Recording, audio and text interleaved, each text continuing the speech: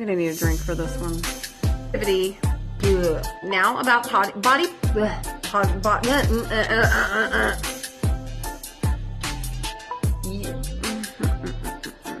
Hey guys, thanks for joining us for another episode. I'm actually super dreading today's episode because this is a topic I have been outright avoiding.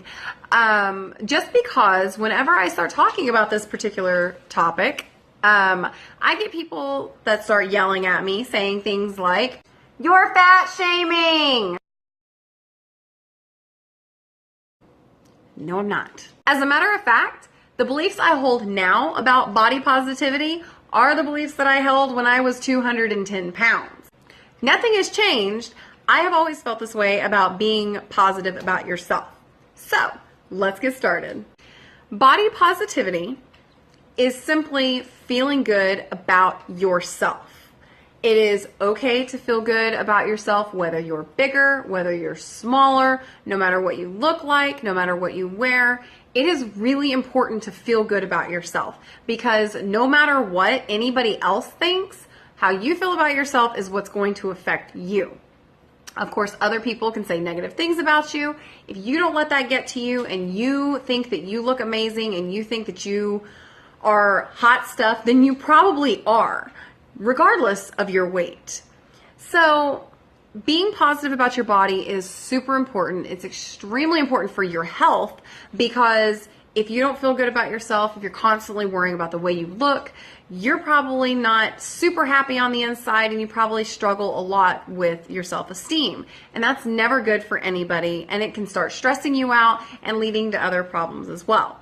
So body positivity is extremely important, and I encourage everyone every single day to wake up and find one good thing that they like about themselves, regardless of what it is. As a matter of fact, this week is affirmations, and everybody in my program has to write one good thing about themselves every single day. It doesn't matter what it is. It can be, I put pants on today, I'm a good mom, I smiled at a stranger, whatever it is, just to help them build up their own self-esteem. So, body positivity is very important, and not letting anyone bring you down is even more important, because if you feel good, if you feel like you are gorgeous, don't let anyone tell you otherwise, because you are. But do not let your confidence cloud your judgment as to where you are on your health. Notice I said health, not being skinny. This is not about being skinny.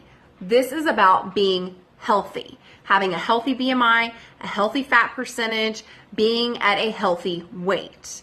And that's different for everyone. No one is built the same. No one is going to look the same in the same thing. So, making sure that you guys understand, I'm not saying you cannot be beautiful if you are heavier or skinnier. I'm just saying you need to be very conscious about your weight and your fat percentage. I actually don't even like measuring weight because I think that we put too much on weight. I like looking at my fat percentage, my muscle mass, and my BMI to know where I'm at. If those things are healthy, you're going to be healthy. So what I'm saying is, if you are overweight and you feel beautiful, you're beautiful. If you feel beautiful, you're beautiful. But you also need to be very well aware of what's going on inside your body. And a lot of people, they tell me, oh no, I have a thyroid problem, I'm built big. These things exist. Thyroid problems absolutely exist, and I encourage you to see your doctor about this and talk to them about the foods that you can eat to straighten out your thyroid problem. And people are built larger than others, but I'm not talking about these things. I'm talking about getting your fat percentage under control. Your body needs a certain amount of fat to function in the first place, but you want to make sure that you have enough and not too much, and also not too little. Being underweight is also just as unhealthy as being overweight. But if you are underweight and have a difficult time gaining weight, but you still feel beautiful, you're still beautiful. You just need to be mindful of your fat percentage, your BMI, and your muscle mass, and try and bring those things up. As long as we all understand you're beautiful whether you're big, you're beautiful whether you're skinny, you're beautiful whether you're in between, but you need to make sure your confidence and your beauty is not clouding your judgment on your health. You've got to make sure you're healthy. It's extremely important. So let's move on to the thing that upset me. So I was scrolling through Facebook and I saw this article and it said 16 actual celeb clothing sizes that'll make you feel better. So of course, I'm excited. I'm thinking to myself, all right, let's see how big these celebrities are. So I click on the article, getting ready to see what these celebrities' actual sizes are. Keep in mind, I'm actually like anywhere between a size 6 and a 10, depending on what I'm wearing and depending on the style and depending on who made it. So that's a pretty big gap for me. Just really depends on what I'm going for. So the first one I come up on is Chrissy Teigen.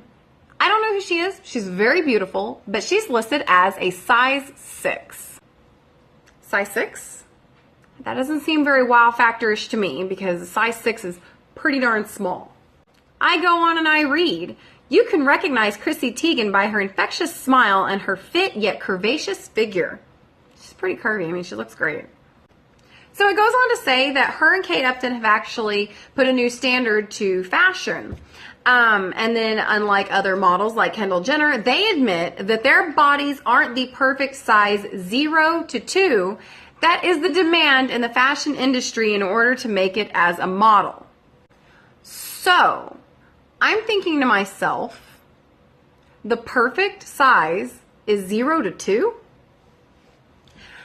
I'm not sure, but I'm pretty sure most women, everyday women that have had children, are not a size 0 to 2. I'm just saying, I know maybe 2 women that actually have had kids and do fit a size 0 to 2, but one of them's Guatemalan and El Salvadorian, so she's little anyway. Chrissy Teigen doesn't count as one of those, oh, she actually wears that size? This chick is gorgeous, and she wears a size 6. I think most women would kill to wear a size 6. Moving on. Next up, they have Beyonce. They have Beyonce listed as a size 6 to 8. Once again, where's the oh my gosh factor to this one? Because Beyonce is beautiful and Beyonce has a great body. This isn't making me feel better about myself, and this isn't making anybody else feel better about themselves either. They go on to talk about how she looks beautiful and how her figure is more pear-shaped. She carries more weight in her lower body. And they just kind of put her out there, and it's not a wow factor to me.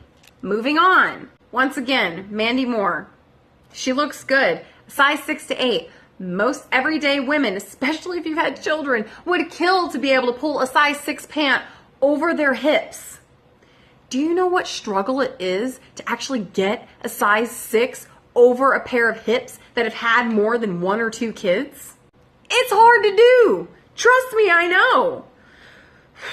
In this article about Mandy Moore, it actually says that she wants to be healthy, but she hated going into a photo shoot where they only had clothes for people that were a size 0 or 2. And she would actually ask them, oh, God, can't you at least get a regular size like a 6 or 8 or something?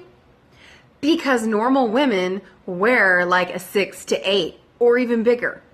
It just depends on who you are. Okay, so I skipped a few of them because it's basically saying the exact same thing. So now we're on to number 8, Kate Winslet. She is listed as a size 10.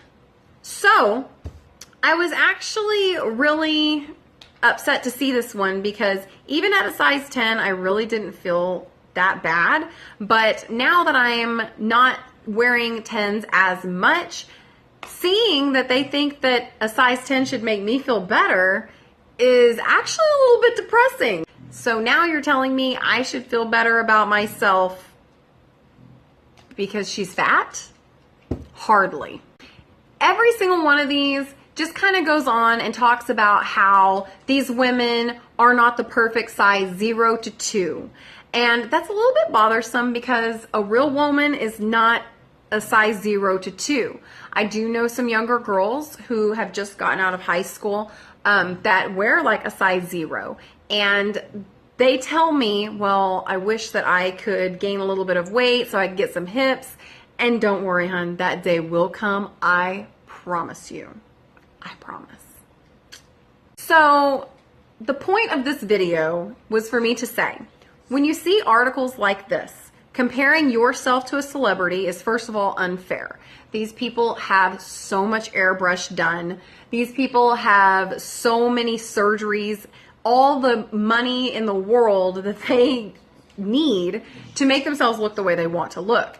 And if they don't look the way they want to look, they have someone to Photoshop it for them. The perfect size for you is whatever your perfect size is. I think that I'm good where I'm at. I think that between a 6 and an 8 is great for me. A 6 and a 10, I've got no problem with it. Reading this article didn't make me feel better about myself. It didn't make me think, oh, hey, she wears a bigger size than me. It made me feel like, wait, I didn't think that was big ever before. And so now I'm just perfect size 2? No. Most women can't fit a size 2. It just doesn't happen. That's basically all that I have for today. I just wanted you guys to understand that there's a difference between body positivity and being healthy, not skinny. Not skinny. Healthy, not skinny. And I wanted you guys to understand that looking at celebrities and comparing their size to yours is completely unfair to you, especially when you're working hard, you're doing what you can do to get to your goals, and you don't need to pay attention to it. You see articles like this, scroll on past it, move away from it because it's not worth your time. I promise. I just did it, and I just had to think to myself the whole time, this is worthless. Looking at this doesn't do anything. It just makes you think, wow, I'm a size 7, I'm a size 8, and they think that's fat. And it's not. I don't even like using the F word. Don't say the F word. Anyway, that's all for today. Until next time, bye y'all.